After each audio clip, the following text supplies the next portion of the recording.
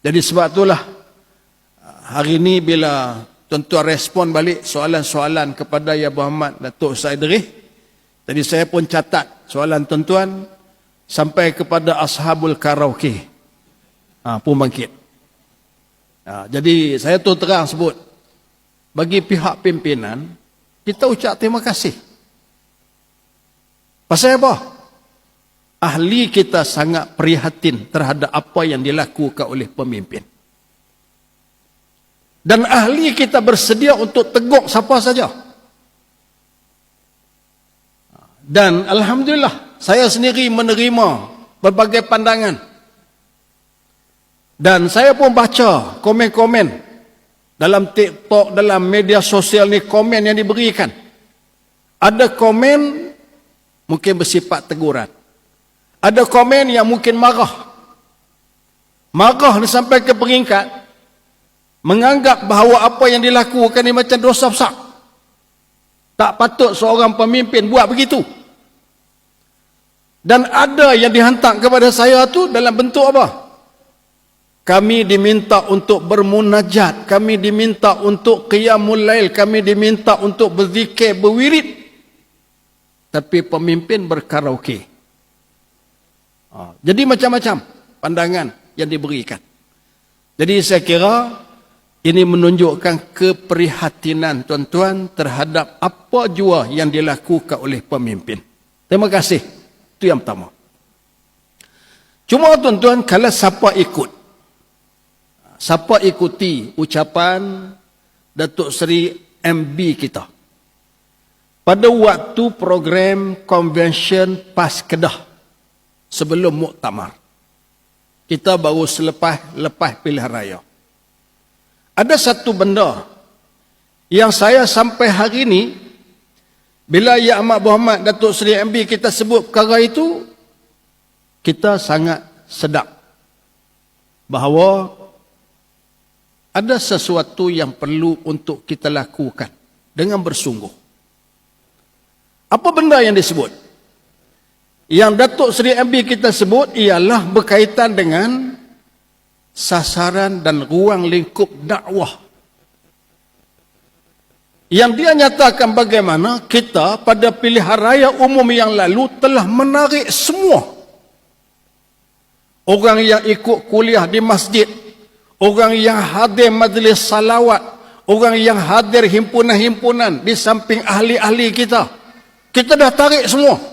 Termasuk Datuk Seri MB ada sebut berkaitan dengan tokoh-tokoh yang ada di Kedah. Kata dia, tokoh yang ada di Kedah ni, hak ikut Ustaz Wadi Anwar, dah sokong kita.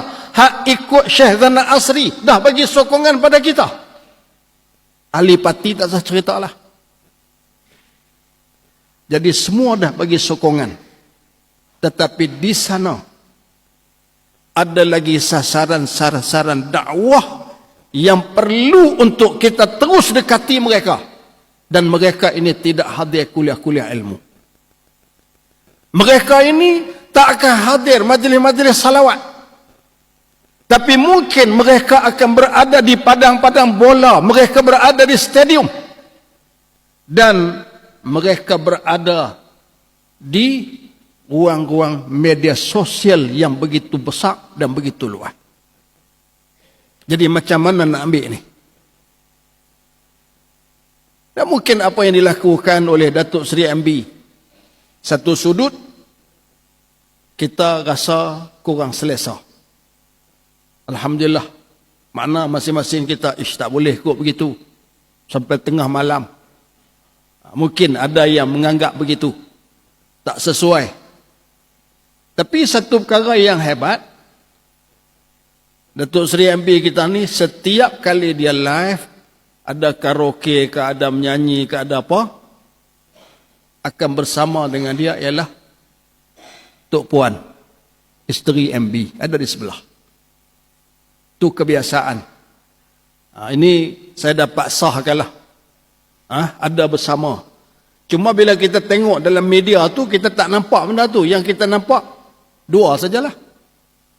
Bila nampak dua tu yang diambil gambar, tengok pula keadaan, suasana, mungkin gambar-gambar, menggambarkan tak cantik begitu. Jadi itu timbul teguran. Jadi saya kira insya-Allah macam yang disebut oleh Ya Muhammad Sadri tadi, bahawa parti akan uruslah macam mana.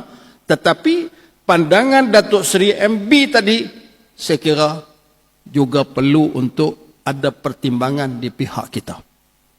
Jadi macam mana nak menarik sasaran-sasaran. Saya sendiri tuan nak sebutlah kawan-kawan yang melihat dengan pandangan positif. Dia sebut gini. Contoh MB kita karaoke. Lagu raya ke, lagu apa-apa ke. Di pihak lawan, orang yang membenci kita, orang yang menyerang kita, kerana apa dia lihat ni jenis tok lebay ni dia hanya reti kuliah, khutbah, tazkirah, mengajak. Jadi melihat di sudut tu.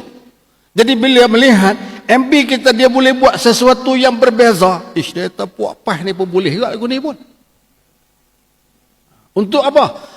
Untuk satu kumpulan lagi dari kalangan mereka yang jauh daripada ulama, alim ulama ini mula mendekati kita. Dan sebab tu MB dah sebut kan, tuan-tuan ingat, bila mereka sudah dekati kita, bagaimana ustaz-ustaz, tok-tok guru, tok alim, ahli-ahli, hak murabbi tarbiyah ni nak mengambil mereka. Bagaimana? Ini tuan-tuan tugas yang ada kepada kita semua. Sebab tu bila perkara ini dibincangkan secara terbuka dan MB pun ada sebut. Saya ingat keluar kenyataan media pun, ada dalam media pun dilapor isu itu. Jadi insya-Allah perkara ini akan membawa kebaikan kepada pelbagai pihak. Kepada parti ada kebaikannya dan kepada kepimpinan dan juga kepada ahli. Kebaikan di mana? Pertama, kita saling ingat mengingat, tegur menegur. Kita harap benda ini dapat diteruskan. Tuan-tuan nampak ada benda yang tak cantik, tegur pimpinan. Yang kedua, ada jawapan balas dari kepimpinan. Mengapa dibuat begitu? Mengapa? Dan sudah tentu bila ada jawapan-jawapan ini, kita dapat pertimbangkan jawapan itu. Kemudian yang ketiga, sudah tentu tuan-tuan, setiap satu perkara yang berlaku hari ini, dia ada pro dan kontra. Jadi cuma kita nak pertimbangkan jangan sampai dia menyalahi syarak, jangan sampai apa hak kita buat tu boleh menimbulkan satu fitnah yang lain. Jadi nak jaga benda-benda itu. Sebab tu saya sebut tadi, insya-Allah akan ada kebaikan bila kita terus berada di atas landasan dan insya-Allah di atas panduan para alim ulama kita akan dapat berjalan dengan sebaik mungkin.